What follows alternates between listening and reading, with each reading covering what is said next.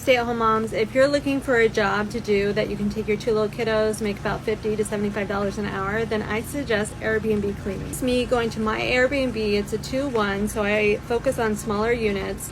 I can clean this within 2 hours doing cleaning plus the laundry. If I were to hire this out, that's about $100, $125.